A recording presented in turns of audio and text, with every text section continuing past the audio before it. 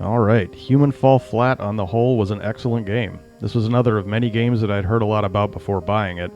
Heard it was a really strong puzzle platformer that also had a good sense of humor. Turns out both are true. Puzzles range from pathetically easy to extremely tricky. The easy ones are just simple, mostly at the beginning of the game to help you get accustomed to it, while the tricky ones can be solved in a few different ways. I'm a little torn as to whether they were designed this way or not. You can get creative to solve them.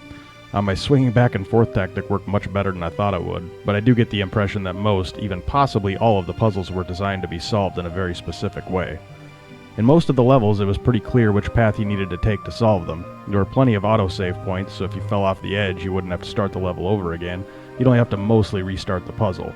The only real exception to this I experienced anyway is that goddamn water level. Like I said at the beginning of my video, it was my third attempt that I published. My first attempt actually went pretty well.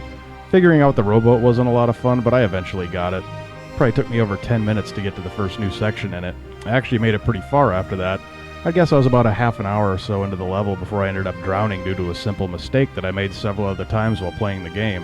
When I fell out of the sky to pick it back up again, it sent me back to the beginning of the level. I was so frustrated with that level to begin with, being sent back to the start pushed me over the edge. I remember saying, "Screw it, I'm done," out loud. I immediately closed the game and deleted the video out of pure frustration, so unfortunately that playthrough is lost forever. At this point I had to put the game down for a while. I came back later that day to try again. Tried a new technique with the rowboat that I thought was working pretty well.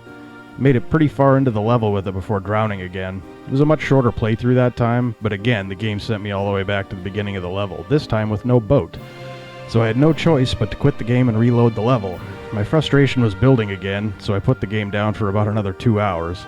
The final time I tried, which was the episode I published, I finally made it through, even though I'm pretty sure I didn't even come close to the route the game developers intended. I'm sure you all could hear my frustration when I played that level, especially at the beginning of the video. All that being said, that was the only level that I really didn't like, so I'm not going to let that one single level ruin my opinion of an otherwise great game. This was a really strong puzzle platformer that was flat out hilarious at times. The humor in the game was great.